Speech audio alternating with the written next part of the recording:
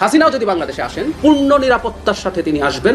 সাবেক প্রধানমন্ত্রী ও আওয়ামী লীগ সভাপতি শেখ হাসিনা দেশে ফিরলে পাবেন পূর্ণ নিরাপত্তা, সাথে বিচারিক প্রক্রিয়ায় অংশ নেওয়ার সব ধরনের সুযোগ। ভারতীয় গোয়েন্দা সংস্থা প্রধানের বাংলাদেশ সফরের পরদিনই এমনই মন্তব্য করেছেন প্রধানমন্ত্রীর তথ্য ও সম্প্রচার বিষয়ক উপদেষ্টা ডাক্তার জাহেদুর রহমান। এর প্রধান পরাগ জৈনের বাংলাদেশ সফরের ঠিক একদিন পর সরকারের পক্ষে ডাক্তার জাহেদুর রহমানের এমন ইতিবাচক মন্তব্যে আলোচনা ছড়িয়েছে দেশের রাজনৈতিক অঙ্গনে। হঠাৎ করে বাংলাদেশের রাজনীতিটা খুব জমে উঠেছে, প্রচন্ড জমে গেছে। ভারতের যিনি রয়ের প্রধান পরাগ জৈন বাংলাদেশে ছুটে এসেছেন। রয়ের লোকের পায়ে ধরে বলো নাই, সুরেশ কালরার পায়ে ধরো নাই যে শিলংয়ের স্টেশন চিফ ছিল? সব বড় বড় কথা বললে না এভরিথিং উইল কাম আউট। সব মিয়ার কোথায় টিকিট বাঁধা আছে আমরা জানি। বাংলাদেশের মাটিতে ভারত প্রতিদিন নতুন নতুন কূটনৈতিক চাল দিচ্ছে। কবে না জানি ভারতের কূটনৈতিক ইয়র্কারে বোল্ড হয়ে লন্ডন নামক প্যাভিলিয়নে ফিরে যাবে জনাব তারেক। আসসালামু আলাইকুম দর্শক, আপনাদের খুবই গুরুত্বপূর্ণ একটি ভিডিও নিয়ে হাজির হয়েছে। যে ভিডিওটা দেখলে আপনারা রীতিরকম অবাক করতে বাধ্য হবেন, পুরো নেট দুনিয়া তুলপাড় সৃষ্টি করে দিয়েছে। সেই ভিডিওটা এখন আপনাদের মাঝে তুলে ধরবো। খুবই গুরুত্বপূর্ণ একটি ভিডিও, না টেনে সম্পূর্ণ ভিডিওটা দেখবেন এবং চ্যানেল নতুন হলে অবশ্যই চ্যানেলটা সাবস্ক্রাইব করে দিয়ে পাশে থাকা বেল বাটনটি অন করে দেবেন, যেন পরবর্তী সময়ে আপনারা সবার আগে এই ভিডিওগুলো আপনারা দেখতে পারেন।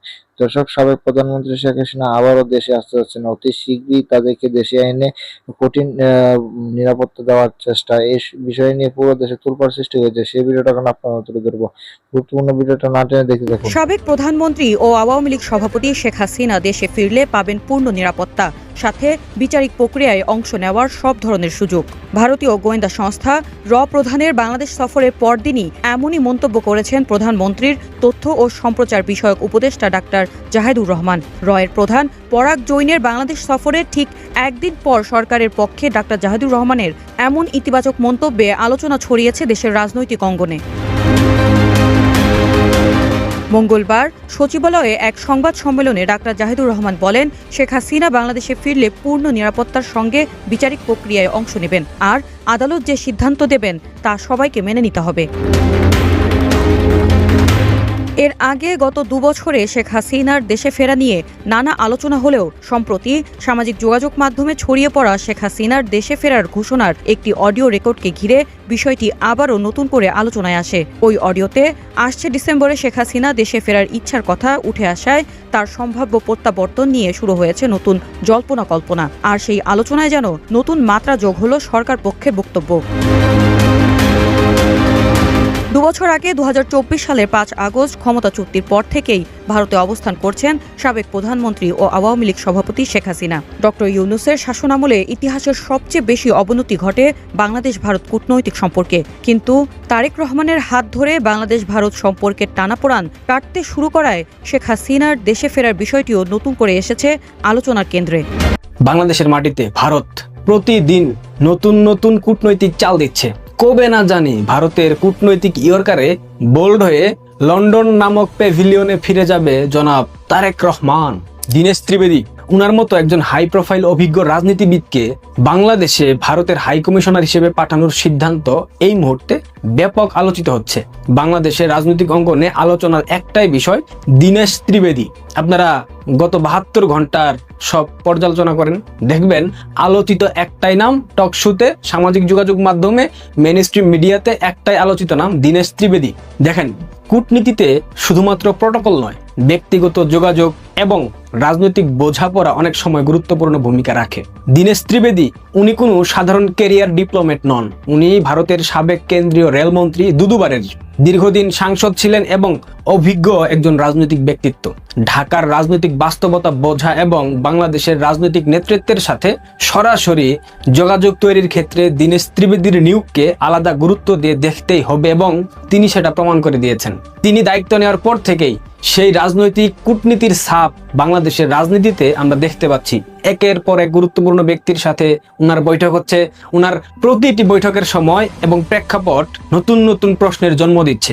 তবে কি দিল্লি এবার বাংলাদেশের সাথে সম্পর্ক মেরামতের জন্য প্রচলিত কূটনীতির বাইরে গিয়ে রাজনৈতিক যোগাযোগকে বেশি গুরুত্ব দিচ্ছে? আমরা যদি 1 সপ্তাহের ঘটনাগুলো পাশাপাশি রাখি তাহলে চিত্রটা একদম পরিষ্কার হয়ে যায়। প্রথমে বাংলাদেশের পররাষ্ট্রমন্ত্রী খলিলুর রহমানের সাথে দীনেশ ত্রিবেদীর বৈঠক, এরপর বাংলাদেশের স্বরাষ্ট্রমন্ত্রী শিলং সালাউদ্দিনের সাথে বৈঠক, সবশেষে প্রধানমন্ত্রী তারেক রহমানের সাথে গুরুত্বপূর্ণ বৈঠক। তারেক রহমানের সাথে বৈঠকটি বিশেষভাবে গুরুত্বপূর্ণ, কারণ এই বৈঠকের সময় দুই দেশের সম্পর্কের অস্বস্তি, বঙ্গবন্ধু কন্যা দেশরত্ন শেখ হাসিনার ইস্যু এবং ভবিষ্যৎ বাংলাদেশ ভারত সম্পর্ক সব বিষয় একই সাথে আলোচনার কেন্দ্রবিন্দুতে ছিল। ভারতও চাইতেছে সম্পর্ককে একটি কার্যকর স্থিতিশীল কাঠামোর মধ্যে ফিরিয়ে আনতে, কিন্তু প্রশ্ন হলো এই সম্পর্ক পুনর্গঠনের শর্তগুলো আসলে কি? এর সবচেয়ে বড় জায়গা অবশ্যই বঙ্গবন্ধু কন্যা শেখ হাসিনার ইস্যু। বাংলাদেশ চাইছে ভারতে অবস্থানরত বঙ্গবন্ধু কন্যা শেখ হাসিনাকে ফেরত পাঠানোর সিদ্ধান্ত এগিয়ে নিতে। এর জন্য যা যা করার দরকার তারা করছে, তারা বলতেছে, বাট আমরা জানি সেটা তারা করছে না। তারা চাইছে না বঙ্গবন্ধু কন্যা শেখ হাসিনা বাংলাদেশে ফেরত আসুক। ভারত আবার অন্যদিকে বিষয়টিকে আইনি এবং বিচারিক প্রক্রিয়ার আলোকে দেখার কথা বলছে। ফলে সম্পর্ক স্বাভাবিক করার আলোচনার মধ্যেও এই ইস্যুটি বাংলাদেশের জন্য সবচেয়ে বড় রাজনৈতিক অস্বস্তি হয়ে দাঁড়িয়েছে। এখানেই শেষ নয়, দীনেশ ত্রিবেদীর তৎপরতার সময় বাংলাদেশের সাথে পাকিস্তানের সম্পর্ক নতুন মাত্রা পাচ্ছে। 5 আগস্টের পর ঢাকা এবং ইসলামাবাদের মধ্যে রাজনৈতিক এবং কূটনৈতিক যোগাযোগ বেড়েছে। বলতে পারেন জটিল প্রেম চলতেছে ঢাকা এবং ইসলামাবাদের মধ্যে। যেমনটা ইউনূস চালিয়েছে, একই ধারাবাহিকতা ইউনূসের ঘেটুপুত্র তারেক রহমান চালাচ্ছে। সুতরাং ভারতের দৃষ্টিতে বাংলাদেশকে ঘিরে পাকিস্তানের নতুন সক্রিয়তা এবং ভারত বিরোধী চক্রান্ত নিশ্চয়ই এইখানে কৌশলগতভাবে অনেক গুরুত্বপূর্ণ ভূমিকা পালন করেছে। বাংলাদেশের সাথে পাকিস্তানের সম্পর্ক বাড়ছে, এর উপর যুক্ত হয়েছে নতুন করে চীনের সাথে ঘনিষ্ঠতা। প্রধানমন্ত্রী তারেক রহমানের চীন সফরের পর ঢাকা বেজিং সম্পর্ক অর্থনীতি, বাণিজ্য, অবকাঠামো এবং কৌশলগত সহযোগিতার নতুন পর্যায়ে প্রবেশ করেছে। ফলে বাংলাদেশকে ঘিরে ভারতের সামনে এখন শুধু পাকিস্তান নয়, চীনকেও হিসাবের মধ্যে রাখতে হচ্ছে। ভারত, চীন, পাকিস্তান, যুক্তরাষ্ট্র সহ সব পক্ষের সাথেই যোগাযোগ রেখে ঢাকা নিজের কৌশলগত জায়গা শক্ত করার চেষ্টা করছে কি, নাকি সব ঠিক রেখে শুধুমাত্র ভারত বিরোধী প্রপাগান্ডার ভারত বিরোধী রাজনীতি চালিয়ে যাচ্ছে? যদি তাই হয় তবে একটা বিষয় মাথায় রাখতে হবে, ভারতের জন্য বাংলাদেশের ভৌগোলিক অবস্থান এতটাই গুরুত্বপূর্ণ যে দিল্লি এই পরিবর্তনকে নিশ্চুপভাবে দেখবে এমনটা ভাবার কোনো কারণ নাই। বাংলাদেশের পশ্চিমে পশ্চিমবঙ্গ, উত্তরে ভারতের উত্তর পূর্বাঞ্চল এবং দক্ষিণে বঙ্গোপসাগর। বাংলাদেশের রাজনৈতিক নিরাপত্তাগত পরিবেশের পরিবর্তন সরাসরি ভারতের জাতীয় নিরাপত্তার সাথে যুক্ত। বিশেষ করে চীন যদি বাংলাদেশে অর্থনৈতিক এবং অবকাঠামোগত প্রভাব আরো বৃদ্ধি করে আর একই সময়ে পাকিস্তানের সাথে ঢাকার নিরাপত্তা এবং কূটনৈতিক যোগাযোগ আরো গভীর হয়, তাহলে ভারতের কৌশলগত হিসাব অবশ্যই বদলাতে হবে। তাই বাংলাদেশের সঙ্গে সম্পর্ক পুনর্গঠন এখন দিল্লির জন্য শুধু দ্বিপক্ষীয় সম্পর্কের বিষয় নয়, এইটা ভারতের বৃহত্তর দক্ষিণ এশিয়া কৌশলের অংশ। আর এখানেই দীনেশ ত্রিবেদীর রাজনৈতিক পরিচয় সবচেয়ে গুরুত্বপূর্ণ হয়ে উঠেছে। একজন ক্যারিয়ার ডিপ্লোম্যাট, সাধারণত রাষ্ট্রীয় প্রটোকল এবং সরকারি চ্যানেলের মধ্যে কাজ করেন, কিন্তু একজন অভিজ্ঞ রাজনীতিবিদ, রাজনীতির ভাষা বুঝেন, রাজনৈতিক ব্যক্তিদের সাথে ব্যক্তিগত যোগাযোগ তৈরি করতে পারেন এবং ক্ষমতার কেন্দ্রের সাথে সরাসরি রাজনৈতিক বার্তা আদান প্রদান করতে পারেন। সম্মানিত দর্শক, আপনারা তো সম্পূর্ণ ভিডিওটা দেখলেন। দর্শক, ভিডিওটা কেমন লেগেছে, ভিডিও সম্বন্ধে অবশ্যই আপনাদের মহামূল্যবান মতামত কমেন্ট বক্সে জানিয়ে দেবেন। এমনকি এই ভিডিওতে যে চাঞ্চল্যকর তথ্যগুলো রয়েছে, তথ্যগুলো অত্যন্ত গুরুত্বপূর্ণ ছিল, যা আপনারা তুলে ধরেছি। এরকম ভালো ভালো ভিডিও পেতে অবশ্যই চ্যানেলটা সাবস্ক্রাইব করে দিয়ে পাশে থাকা বেল বাটনটা অন করে দেবেন, যেন পরবর্তী ভিডিওগুলো সবার আগে আপনারা দেখতে পারেন। ভালো থাকেন, সুস্থ থাকেন, দেখা হবে পরবর্তী ভিডিওতে। আসসালামু আলাইকুম।